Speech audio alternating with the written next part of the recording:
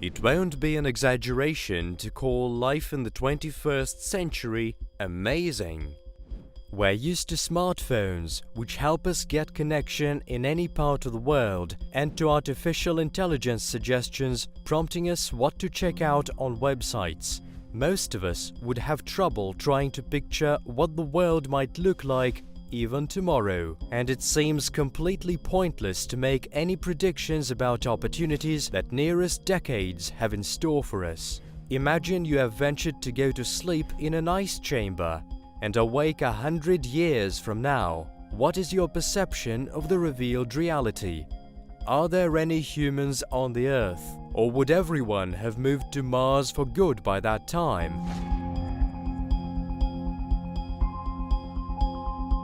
Due to its comparative closeness to our planet and similarities of its natural properties with those of the Earth, Mars is the most likely candidate to become a human colony in the foreseeable future.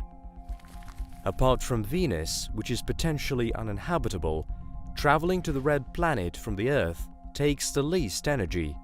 And even though humans cannot survive on the planet's surface without protective gear, the conditions for settling there remain the most favorable in comparison to those on the other celestial objects closest to us. The main objective of colonizing Mars, which is planned for this century, is to build a permanent base for scientific research of the planet and its satellites. This base may later be used for further colonization of the asteroid belt and other more distant planets of the solar system. Besides, Mars may turn out to be rich enough in natural resources. Due to the fact that there is no free oxygen in its atmosphere, rich deposits of native metals may be concealed in its depths, such as copper, iron, tungsten, rhenium, uranium, and gold. Currently, the main obstacle preventing the Mars colonization projects from taking off is how to manage to send at least one colonist crew on a fast and comparatively cheap journey. As for transporting the entire base with all necessary resources, equipment and machinery, it is at this point quite unimaginable.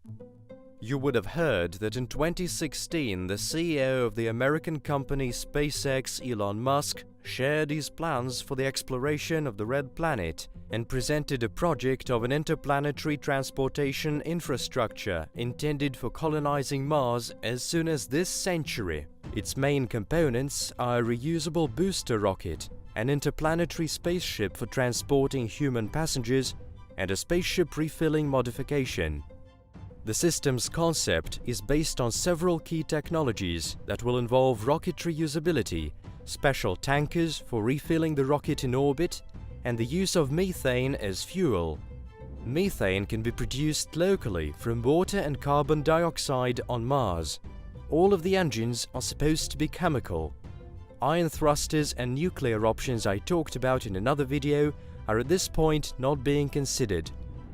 The rocket Starship carrying the future colonists should have to be the largest ever rocket constructed by man, with its height reaching 118 meters, its diameter measuring 9 meters, and its launching mass accounting for 5,000 tons. Starship will consist of two parts, a spaceship and a booster rocket dubbed Super Heavy, which is needed to help the spaceship overcome the Earth's gravity. There will be a total of 43 rocket engines installed in both parts. The company is planning a payload bay with a capacity of up to 100 tons of payload to be launched in orbit. Starship will be able to land on practically any dense terrain in the solar system. Inside, there will be about 1,000 cubic meters of sealed areas to accommodate 40 cabins for the crew, as well as large common areas, storage space, a galley, and a solar storm shelter. Elon Musk has already claimed Starship to be the most challenging project of SpaceX, with the company intending to concentrate all its resources on putting it into practice. The first step to the colonization of Mars, taken back in 2018, was the construction of a spaceport in Texas with the view to carrying out tests of boosters and new types of rockets. The choice of Texas was predefined by the fact that SpaceX will be able to ship bulky rocket components to the assembly site straight from Los Angeles. Besides, Texan authorities willingly provide financial support to the company as the spaceport offers a big number of vacancies in this state. However, the main reason for building the spaceport there is explained by the geographical position of Texas. It is located in the southern part of the USA, and as it is closer to the equator, it may greatly help save up fuel. The Earth's rotation will greatly boost the rocket's acceleration on liftoff. Tests of future interplanetary rockets began back in 2019. Since then, the first prototype has been successfully tested. The second prototype has passed the seal test. The third has been tested by liquid nitrogen pressurization, and the construction of the lower part of the ship has been tested in the fourth prototype. The last test was carried out in early April 2020, with the fifth prototype tested in cryogenic temperatures and high pressure. At the moment, the company's intention is to carry on with the tests and to develop the rocket's new versions. After all tests have been completed by SpaceX, Elon Musk plans to move on to the next stage. At this stage, Starship will first have to orbit the Earth, depleting all of its fuel supply during the process. After that, the rocket will be refilled by space tankers. Once the refilling is completed, the spacecraft will set out on its journey to Mars.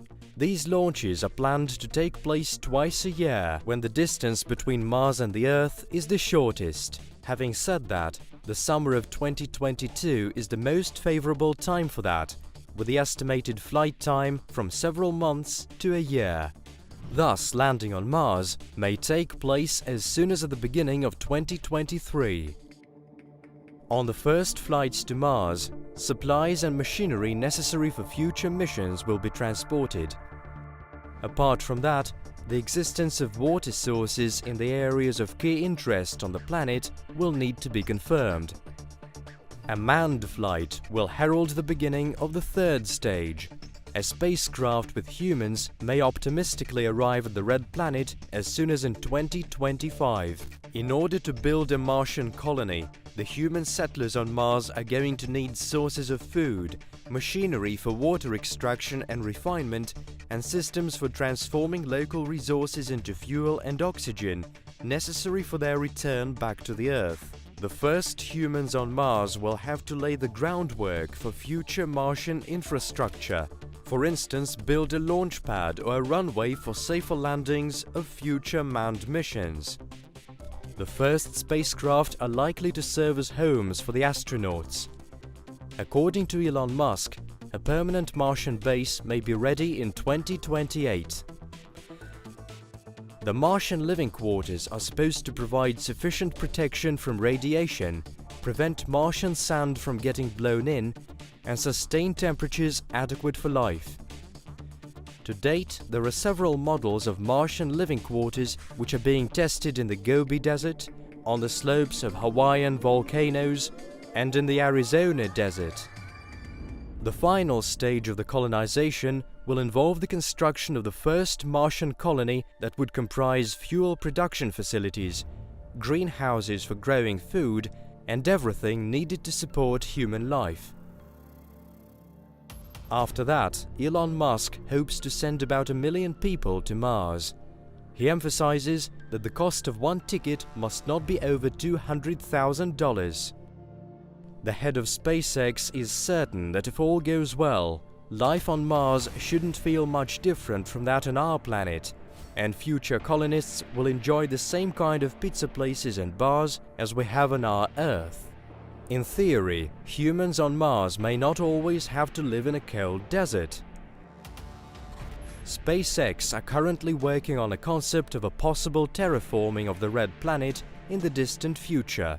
In order to achieve that, it will take melting ice caps at the Martian poles. Being rich in carbon, they are likely to facilitate unleashing the hypothetical terraforming process. If it doesn't happen, the colonists will have to carry on their work in the atmospheric pressure of 1% of that of the Earth. They will constantly be harassed by powerful radiation, which reaches the surface of Mars unthwarted, as there is practically no atmosphere on Mars to speak of. These people will not be able to stay there without special machinery and protective spacesuits. Thus, their efforts to build a self-sufficient colony will simply turn into a struggle to survive. In his recent speech, Elon Musk traditionally compared the colonization of Mars with populating America.